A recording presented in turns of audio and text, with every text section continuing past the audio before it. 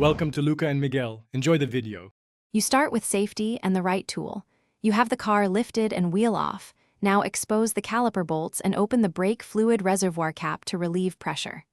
Use a ratchet to remove caliper bolts and hang the caliper so it does not stress the brake hose. Once done, select the compressor adapter that matches the piston face. This prevents damage. Make sure to check for sticky pistons and position a drip pan under the caliper before compressing. You now compress the piston carefully. Align the tool so it pushes evenly across the piston face. Turn the handle slowly and apply steady pressure.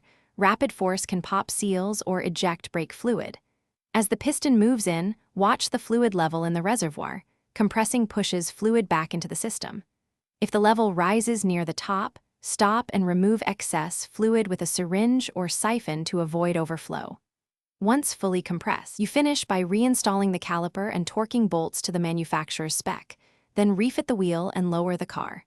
Before driving, pump the brake pedal until it feels firm. This seats the piston and removes air. Check around the caliper for leaks and confirm fluid is between MIN and MAX. If the piston refuses to compress, stop and inspect. Clean around the seal, try an alternate adapter, or replace a corroded caliper. That single troubleshooting step avoids further damage.